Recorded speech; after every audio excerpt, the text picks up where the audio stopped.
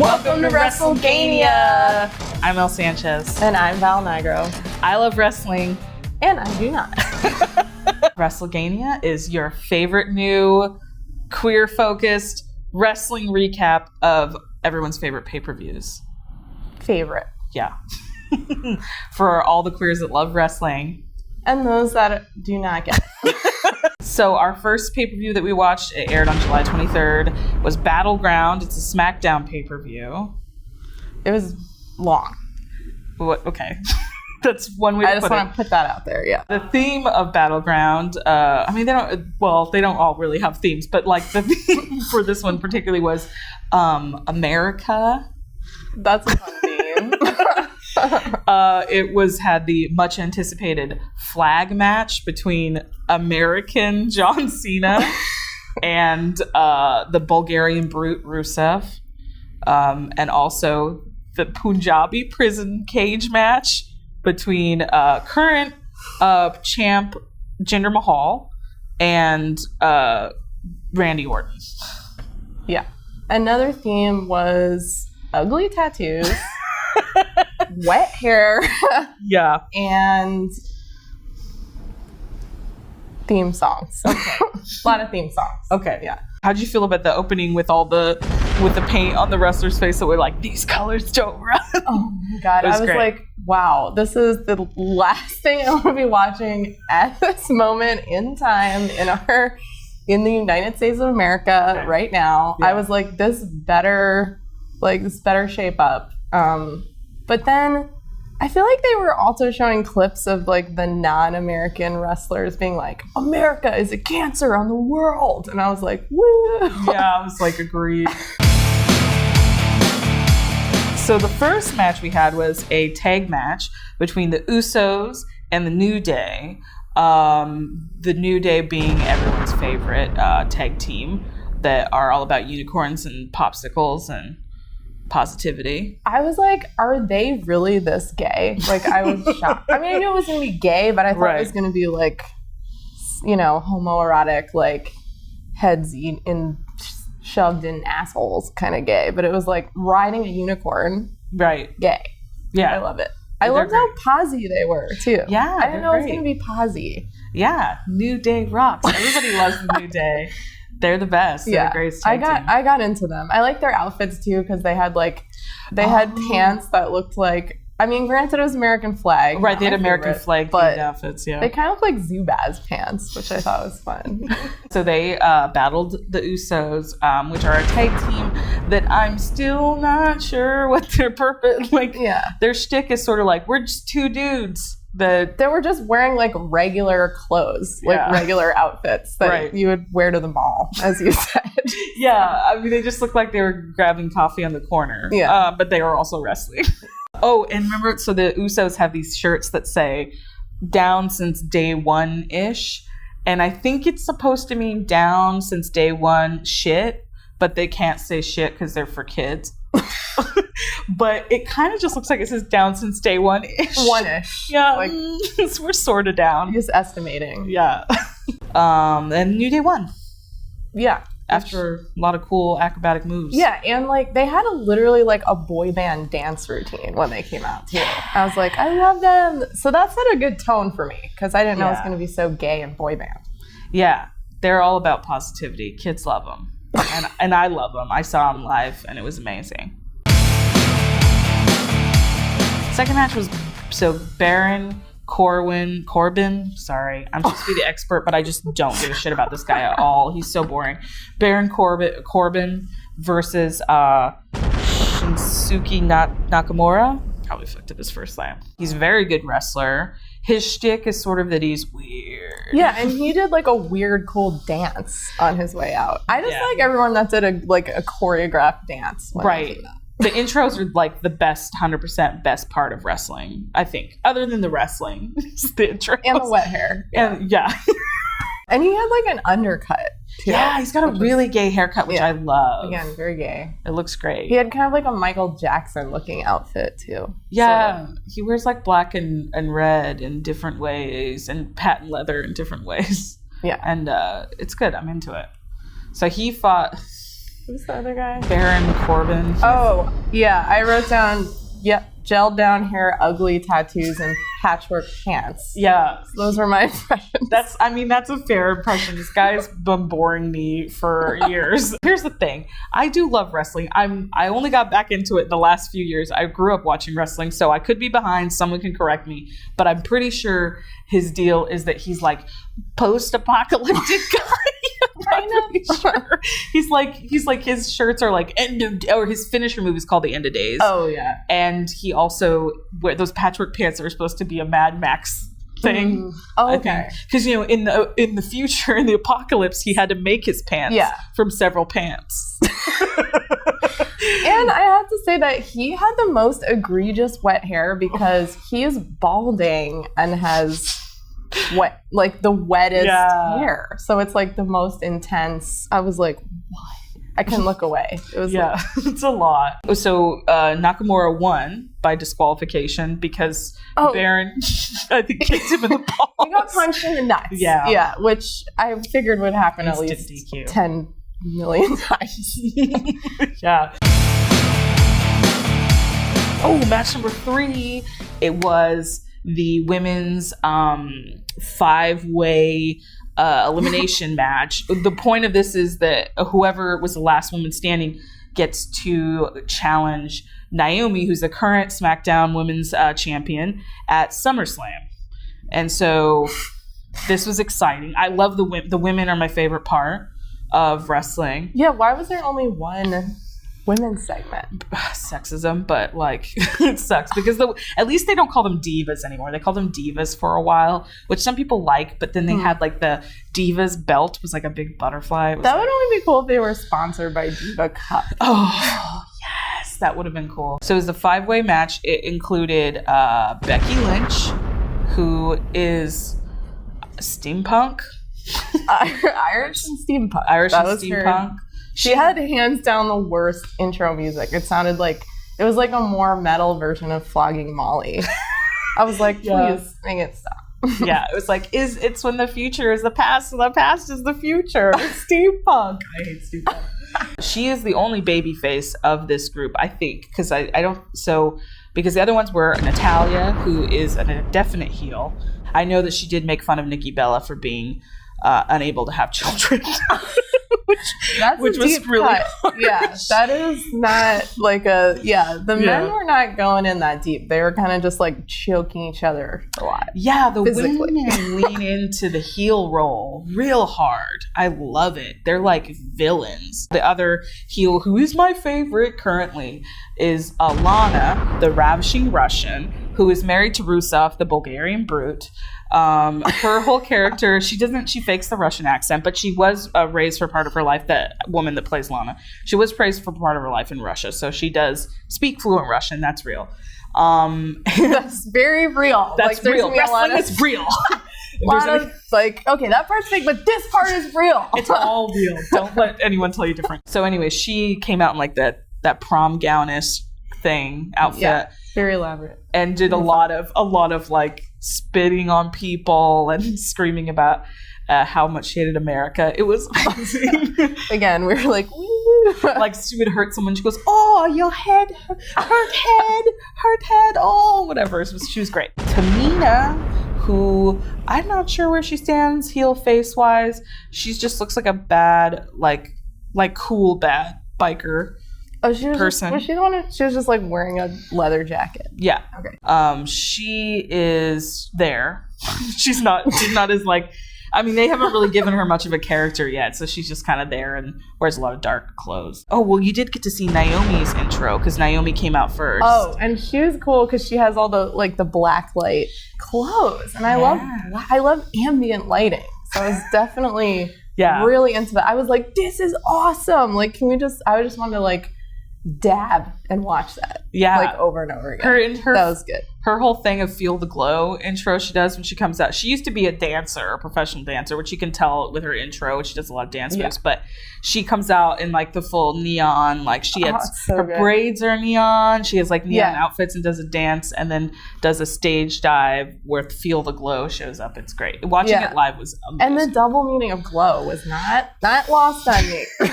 best heel of all time that I love, final person that came out, love her so much, Charlotte Flair, who is famous in her own right, but if you're not familiar with wrestling, current wrestling, is Ric Flair, aka the Nature Boy's daughter. I love legacy wrestlers. I love There's a lot of, I didn't realize there was so much like crossbreeding of wrestlers. Oh yeah, I should have mentioned Natalia, who's Canadian, is a part of the Hart family, like Bret the Hitman Hart. I think that's important. I do actually know who that is because like nerdy boys I went to middle school with would like wear the shirts of certain wrestlers. Okay. So I do like know, or like they would be constantly saying know your role and whatnot from Bret Hart is a very well-liked wrestler by like straight cis dudes.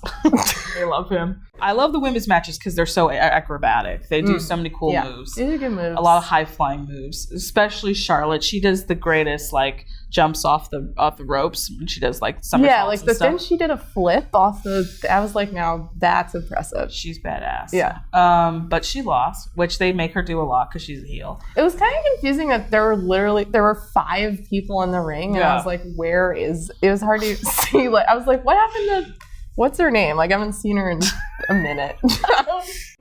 Who won was Natalia, which is like whatever, and she's gonna face Naomi at SummerSlam, which I guess is supposed to make us pump, but I don't really give a shit. And Naomi tried to shake her hand like this, and she totally like just turned around and walked away. Yeah, walked away like, backwards. By the way, the whole time it was very weird. She was like. Yeah, which caused her to walk backwards, slowly because she couldn't see where she was going. So it was a very long, drawn-out exit. Yeah. Unnecessary. I was like... Match 5, very important match. Old school flag match between American John Cena and the Bulgarian Brute Rusev. The point of this match is that there's an American flag and there's a Bulgarian flag, and one of you they wrestle in the ring, and one has to get the flag on the corner of the ring and get their flag into a very gaudy step thing like with flagpole. With the flagpole with their on a podium. Podium. And there was a lot of Rusev talking about how much he hates America, and John Cena be like, "Not my America." Yeah, and I was like, "What about free speech, John Cena?" Yeah, and then they fought, and they wrestled, and then John Cena throws Rusev into. Actually, he's very impressive. Picks up Rusev, who's very large, and jumps him into some tables. He threw him on tables, which is really fun. Yeah. Which, how upsetting is that for Rusev, who spent all that time setting up those tables for the purpose of throwing John Cena into them, only to have it turned on him. It's like, it was a twist. Yeah. So John Cena won because of America, but I think we can both agree the real winner is freedom.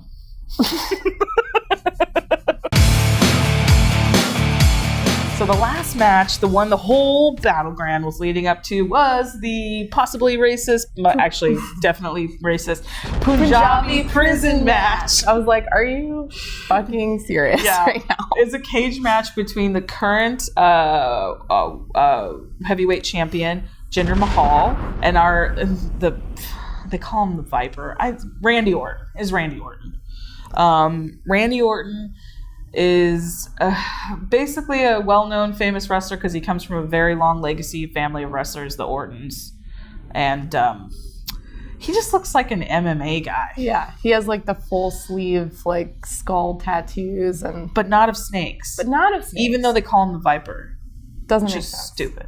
Yeah. But he does have that cool intro when he walks out with the digital snake. Oh yeah, I love the digital snake. Love that. Want to look at that with 3D glasses. Yeah, like he's like walking and it comes out in front of him like, ooh, here comes the Viper. Yeah, they need to have it like rise up into a hologram. Oh. Anyway, so he comes out, whatever. There's the backstory between them is they have a beef because Jinder defeated Randy in front of his dad on a previous match.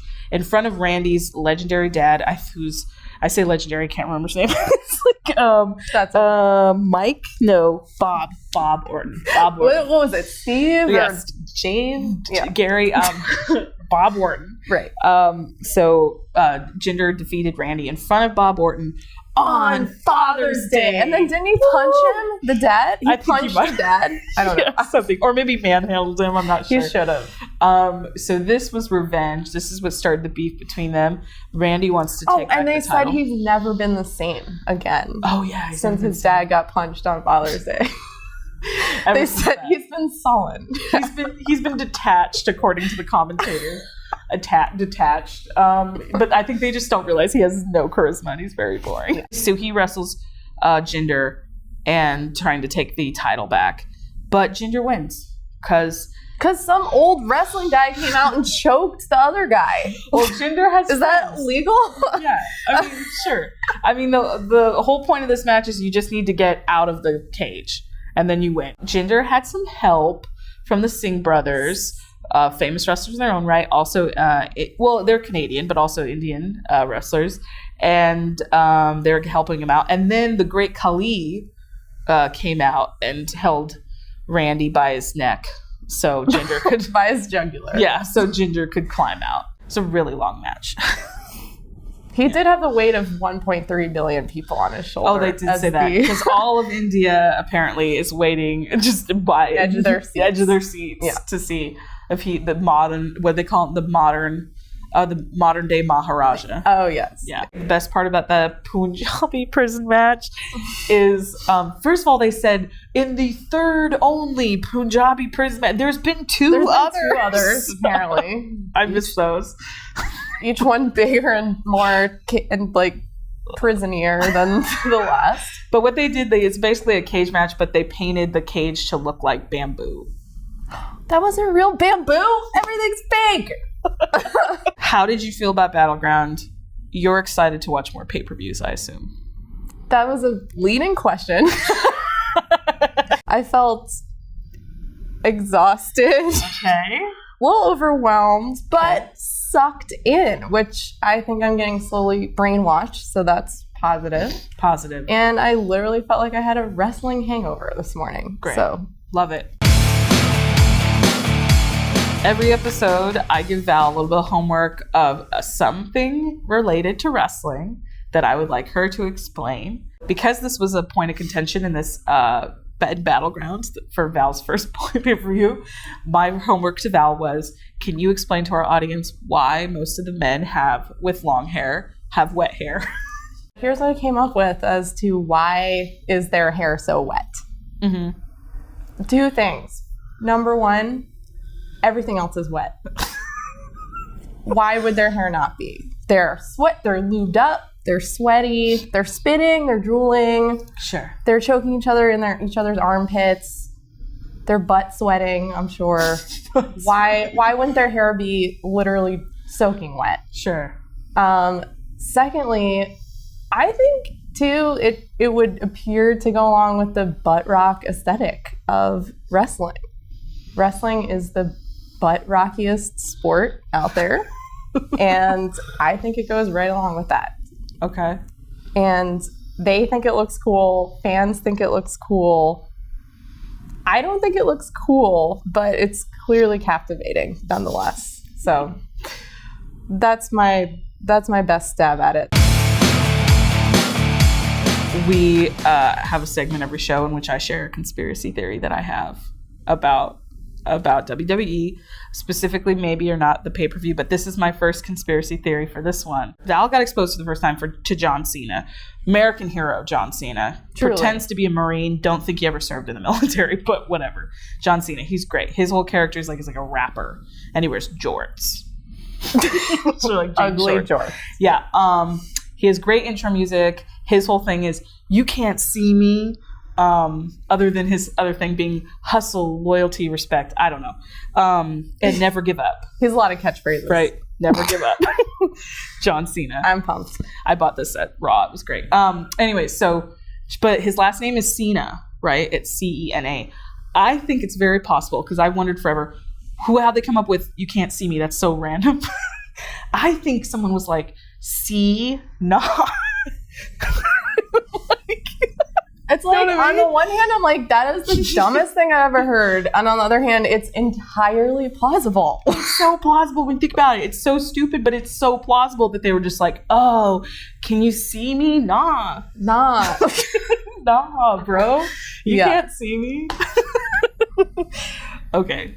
It's very enriching to watch wrestling. Yeah. I have to say. We learned a lot. Very compelling stuff. We learned about our privilege as Americans and how happy we are to be citizens of this country. And how about next episode? I'm gonna gel it.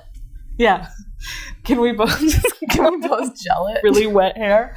And then like drench ourselves with water bottles before we go on set. Yes. I hope you enjoyed the first episode of WRESTLE-GAY-NIA. Hang in there. I'm locked in. If I have to do this, then so do you. Yeah. We're all against the ropes or whatever. I was trying to think of a good. Thank you for watching WRESTLE-GAY-NIA. I've been El Sanchez. And I've been Val Nigro. Don't forget to like our video and subscribe to the channel to watch more videos where we recap more great pay-per-views, especially the next episode in which we are going to recap. Hopefully you come with your trunks or your jorts, whatever you wear to the beach. It's SummerSlam. SummerSlam's happening. And if I have to watch it, then you have to watch this. It's a lot easier for you. So yeah, suck it up. So God bless America. Never give up. See, nah.